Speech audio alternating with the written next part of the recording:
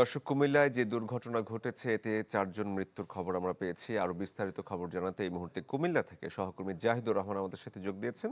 জাহিদ। শরীফ, দুপুরে যে ঘটনা ঘটেছে, Amrapali fruit syrup, real magic in every drop. এই ঘটনায় 4 জন নিহত হয়েছে এবং এর মধ্যে আমরা ইতিমধ্যে 3 জনের পরিচয় নিশ্চিত হয়েছে পুলিশের কাছ থেকে এবং একজন নারী রয়েছেন ওই দুর্ঘটনায় যিনি শিকার হয়েছেন তিনি আসলে তার পরিচয় এখন পর্যন্ত পাইনি। তবে এর মধ্যে 2 জনের যেই পরিচয় পেয়েছি, একজনের নাম হচ্ছে শামীম এবং তার ছেলের নাম হচ্ছে নাদিফ। দুপুরে আসলে জুমার নামাজে যাওয়ার উদ্দেশ্যে তারা মোটরসাইকেল যুগে বানিয়াপাড়া জামে মসজিদে যাচ্ছিল। সেই সময় কিন্তু এই বাসের যে ধাক্কা, তারপরে কিন্তু এই দুর্ঘটনা ঘটে এবং তারা দুজনই ঘটনাস্থলে প্রাণ হারান।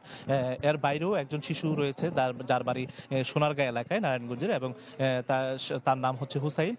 এর বাইরে যিনি নারী রয়েছেন তার পরিচয় আমরা এখন পর্যন্ত নিশ্চিত হতে পারিনি। তবে এক্ষেত্রে আসলে দুর্ঘটনার পরপরই কিন্তু পুলিশ ঘটনাস্থলে যায় এবং সেখানে গিয়ে তাদের উদ্ধার করে নিয়ে আসে এবং দাউদকান্দি এলাকার যে গৌরীপুর উপজেলা স্বাস্থ্য কমপ্লেক্স, তাদেরকে সেখানে আহত যারা হয়েছেন তাদেরকে ভর্তি করা হয়। তো আমরা সর্বশেষ যেটুকু তথ্য পেয়েছি যে এই দুর্ঘটনায় 28 জন যাত্রী আসলে তারা গুরুতর আহত হয়েছেন এবং এর মধ্যে 14 জনকে মূলত আপনার দাউদকান্দি যে গৌরীপুর উপজেলা স্বাস্থ্য কমপ্লেক্স সেখানে ভর্তি করা হয়েছে। তারা প্রাথমিক চিকিৎসা নিয়ে ইতিমধ্যেই তারা বাড়িতে চলে গেছেন এবং 10 জনের অবস্থা আশঙ্কাযোগ্য। এর মধ্যে 4 জন অগ্নিদগ্ধ হয়েছেন, যেহেতু গাড়িতে অগ্নিসংযোগের ঘটনা ঘটেছিল। আসলে আমরা পুলিশকে জিজ্ঞাসা করেছিলাম কিভাবে অগ্নিসংযোগের বিষয়টা ঘটেছে। পুলিশ আমাদেরকে এইটুকু তথ্য জানিয়েছে যে দুর্ঘটনার বাস যখন মোটরসাইকেলের সাথে সংঘর্ষ হয় তারপরে তারা ধারণা যে মোটরসাইকেলের যে ফুয়েল ট্যাঙ্কি সেটা ফেটে গিয়ে দুর্ঘটনা ঘটে থাকতে পারে। তো সেখানে 4 জন আরো রয়েছেন যারা আসলে অগ্নিদগ্ধ হয়েছেন, তাদেরকে ঢাকা মেডিকেল কলেজ হাসপাতালে নিয়ে যাওয়া হয়েছে।